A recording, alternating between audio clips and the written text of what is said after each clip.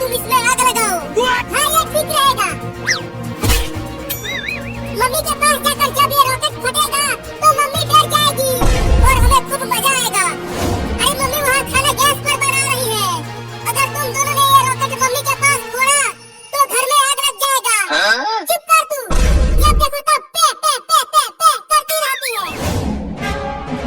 हम तो रॉकेट को मम्मी के पास ही फोड़ेंगे। चल बाबू आग लगा इस रॉकेट में। मैं इसको मम्मी की तरफ करके पकड़ा हुआ हूँ। अच्छे से पकड़े रहना, मैं आग लगा रहा हूँ। देखो मैं बोल रही हूँ, तुम दोनों बहुत गलत कर रहे हो। मैं पापा को बता दूंगी। चुप कर, नहीं तो ये रॉकेट तेरे पास ही फोड़ दूंगा। अरे उसे छोड़ बाबू, तू बस इस रॉकेट में आग लगा। अगर घर में आग लगाना तो तुम दोनों बहुत पिटोगे। अरे तूने मुझे मारा क्यों? तू बहुत ही चिचिया रही है। अब अपना मुंह बंद रखना, नहीं तो फिर से मारूंगा। अरे छोड़ उसे, आकर इसमें आग लगा। हाँ लगाता हूँ आग। जलने लगा, जलने लगा, जलने लगा। देखना बाबू अब ये उड़ेगा। बाप रे क्या फट गया। अरे दादा भूकंप आया था क्या यहाँ? चिंकी तुम ठीक तो हो? अरे मम्मी कोई भूकंप नहीं आया है। चिंटू और बाबू ने रॉकेट फोड़ा है आपके पास। क्या? अरे यहाँ कुछ जलने की महक कहाँ से आ रही है? अरे मम्मी नीचे देखो, उस गैस सिलेंडर में आग लग गई है। क्या? मम्मी लगता है अब हमारे घर में आग लगने वाला है। अरे तो जल्दी पानी लाओ और इस आग को बुझाओ। अरे ये गैस सिलेंडर की आग है, पानी से नहीं बुझेगा। जल्दी घर में से भागो। देखो आग बढ़ता ही जा रहा है। हाँ जल्दी भागो यहाँ से।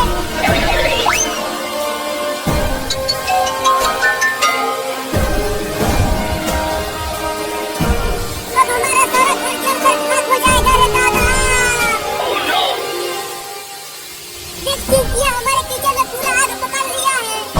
ये सब वो चिंटू और बाबू की वजह से हुआ है। वो दोनों ही जिम्मेदार है इसके। अब मैं उन दोनों को छोड़ूंगी नहीं, बहुत पिटाई करूंगी उन दोनों की। अरे मम्मी हम तो भूल ही गए हैं, चिंटू और बाबू अभी भी घर के अंदर हैं। चिंटुआ, क्या तुम्हें कुछ जलने की महक आ रही है? अरे हाँ बाबू, मुझे भी लग रहा है कहीं पर तो जरूर कुछ जल रहा है। तो चल बाहर चलकर देखते हैं कि क्या जल रहा है। हाँ जल्दी चल।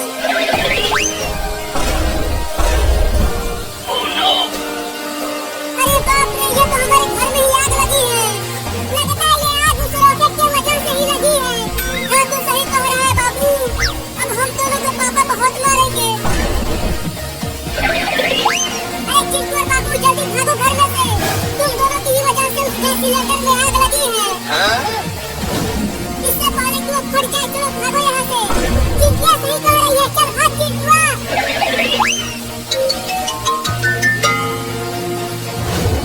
मम्मी तुम दोनों ने ऐसा क्यों किया? मम्मी हम तो बस आपको थोड़ा सा डरा रहे थे। हमें नहीं पता था कि हमारी इन हरकतों की वजह से आग लग जाएगा। देखो हमारे आधे घर में आग लग गई है और वो आग तेजी से बढ़ता ही जा रहा है।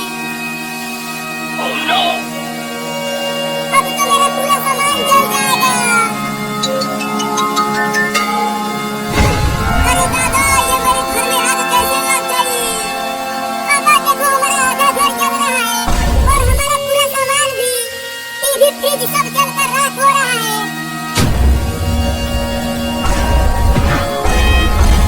अरे चिंटू के पापा, क्या हो गया आपको?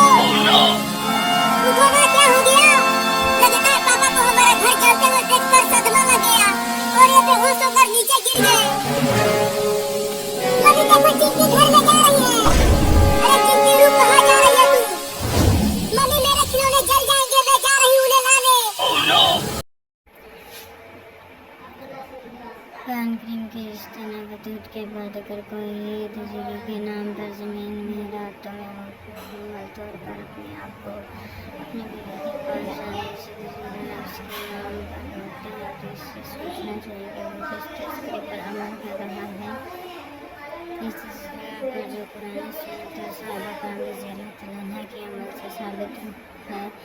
ये अपने खुद साख्ता बुनियाद और तकाज़े के सूरत पर अमल कर रहा है जिसकी कोई सिंध इस्लाम में नहीं पाई जाए। गया इस्लाम को तज़किरा और खुसूसन रोज़ाना जिसे तज़किरे की तरबियत देता है और वो रहनुमाई जिस्मानी ज़ेहत और माशरे को छोड़कर जंगलों गारों और सहरा बायाबान पर कब्रिस्तानों पर रानी कब्रों में जाकर चिल्लाकशी करने को पुरानी सुन्नत के तसव्वुर तज़किरा और बच्चे के मकसद के मुनाफी करार देता है। इस्लाम चाहता है कि तज़किरा के लिए सिर्फ वो काम किया जाए जो कुरान सुन्नत से साबित हो, ख़ुसूसन रमज़ान जो कुरान करीम का महीना है। याद दहानी करता है कि तज़किरा सिर्फ वो है जो रसूल सल्लल्लाहु अलैहि वसल्लम ने सिखाया।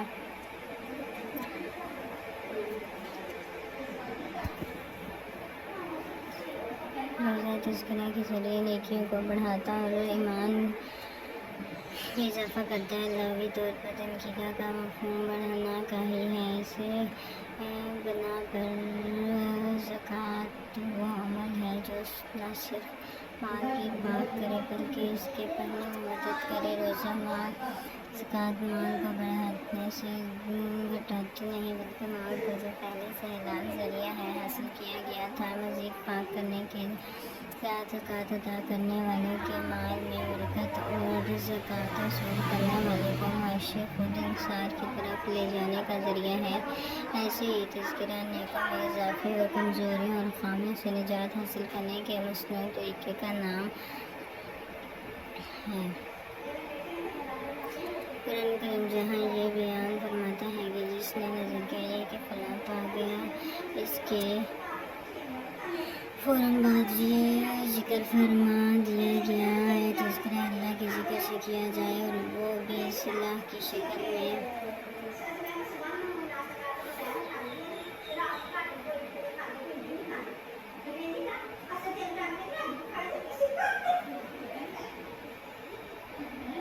फलां पा गया और जिसने तज़किरा किया कि रब का नाम याद किया हो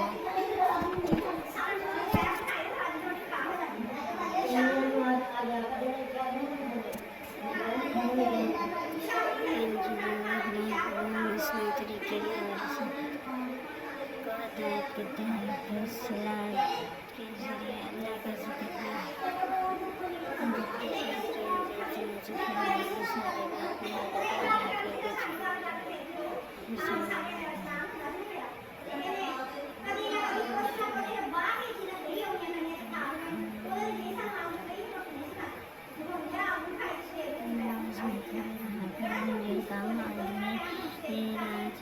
से कुछ कम कर लो या उससे ज़्यादा बढ़ा दो। कुरान को खूब ठहर कर पढ़ो। हम तुम पर एक भारी गुनाह नाज़िल करने वाले हैं। दर हकीकत रात का उठना नफ्स पर काबू पाने के लिए बहुत कारगर और कुरान ठीक करने के लिए ज़्यादा मौजूद है। दिन के औकात में तो तुम्हारे लिए बहुत मसरूफियात हैं। अपने रब के नाम का जिक्र किया करो और सबसे कटकर उसी के और हो। इन आयात मुबारका में क़यामत लाई शब बदाई के ज़रिए तहक़ीक़ नफ्स को अल्लाह सुब्हानहू व तआला के ने दो कामों के साथ वाबस्ता फरमा दिया। एक रात की तन्हाई में खड़े होकर बिस्तर से अलग होकर नमाज का अहतमाम और दूसरी कुरान करीम की ठहर ठहर कर तिलावत। इन आयात मुबारका में न कहीं अल्लाह की ज़ुल्फ़ों के ज़रिए तज़किर की तालीम दी और न कहीं ये फरमाया गया कि ख़ास तरीके से बैठ कर चंद मखसूस कलमात को कल्ब की जानिब रुख करने के बाद एक मखसूस तादाद में ज़िक्र किया जाए। करते हुए देखना मखसूस तरीके ईजाद करने की जगह उम्मत की निजात फलाह के लिए तज़किरा और अल्लाह के ज़िक्र का वो अहसन तरीक़ा किया जाए जो आती है खुद इख्तियार सौदा रात की खसूसियात नमाज यानी नमाज तरावी के ज़रिए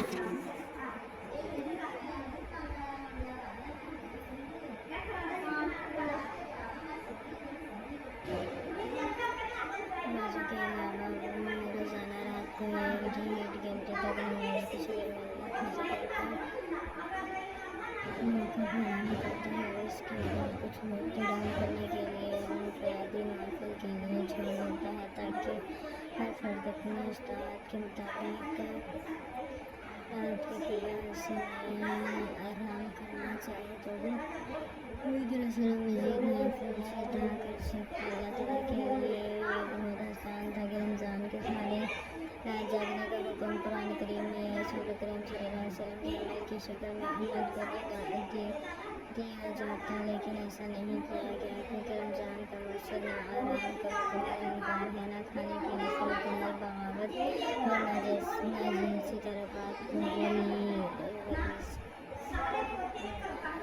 दुनियादारी और कम उम्र ख़त्म नबीयीन ने इन तमाम बातिल सूरत हाल का मखसूस एक इरशाद फरमाया कि क़यामत तक के लिए दुरुस्त फरमा दिया गया कि निकाह मेरी सुन्नत है। यानी अगर कोई रूहानियत और तक़वा के नाम पर निकाह का इनकार करता है और तमाम उम्र गैर शादीशुदा रहने पर कोई रूहानियत की मीरास समझता है तो रसूल अकरम सल्लल्लाहु अलैहि वसल्लम की सीरत से बगावत का इर्तिकाब करता है। इस बात का फरमाया गया है कि यानी जिसने सुन्नत को पसंद किया वो हम में से नहीं। हदीस पर जब गौर किया जाए तो हैरत होती है कि इतने वाज़ेह इरशाद नबी करीम सल्लल्लाहु अलैहि वसल्लम के बाद भी अगर रूहानियत और तज़कियात के नाम पर दुनिया और ख़ानदान को तर्क करके कोई नया तरीका रूह की पाकीज़गी के लिए ईजाद किया जाए तो इसे सुन्नत रसूल सल्लल्लाहु अलैहि वसल्लम से खुले इंसाफ के अलावा क्या कहा जा सकता है। रोज़े के दौरान तरीक़े की एक शक्ल वो है जिसकी तरफ कई हदीस में इरशाद मिलते हैं, यानी अल्लाह के बंदों की खिदमत। चाचा महज़ूक़ नबी करीम सल्लल्लाहु अलैहि वसल्लम अपने सहाबा से पूछते हैं कि आज कौन रोज़े से है, किसने किस मुसलमान की अयादत की, किसने सदका किया। और ज़ाहिर है इन सवालातों से मुराद ये है कि जो रोज़े से है वो उसके साथ अल्लाह के बंदों की ज़रूरियात पूरी करने पर भी तवज्जो दें। आम दिनों में वसल्लम पर तालीम फरमाते हैं तो रमज़ान में ख़ुसूसी कसरत के साथ अल्लाह के बंदों की ज़रूरियात का पूरा करना, सदका और इन्फ़ाक़ फ़ी सबीलिल्लाह करना, मुजाहिदीन की मदद करना, रोज़ेदार को रोज़ा अफ्तार कराना, लिबास के मस्तिष्क को लिबास पहनाना, ये सारे काम वो हैं जो तज़किरा के सुन्न और बेहतरीन तरीके किए जाते हैं। इंसान चाहता है कि सबसे पहले इबादत के ज़रिए तरीके हैं और इबादत का एहतमाम इस तरह किया जाए जो उनका हक़ मसनून तरीका है।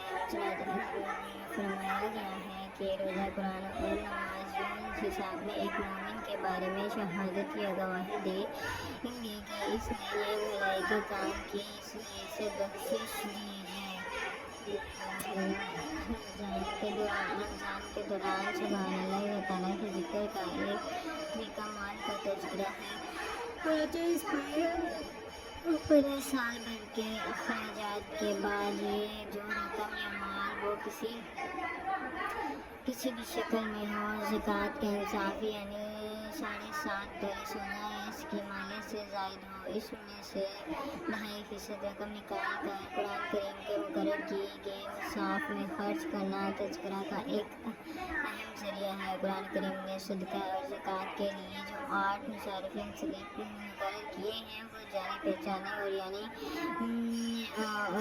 फ़कीर, मसाकीन, मुसाफिर, मकरूज़, आलिमीन, ज़कात फ़ी सबीलिल्लाह और मुआज़िन रमज़ान के दौरान इनमें से जिन मददों में भी खर्च किया जाए इसका अजर 60 से 70 गुना बताया जाता है। ये अजर खुद देने वाला बग़ैर मांगे देता है। इसके रहम करम की सिफ़त से क्या बुआद है कि वो 70 गुना की जगह लाखों गुना ज़्यादा अजर भी दे दे, क्योंकि इसके खजाने और इसकी रहमत की कोई वसी नहीं है, कोई हद और सरहद नहीं।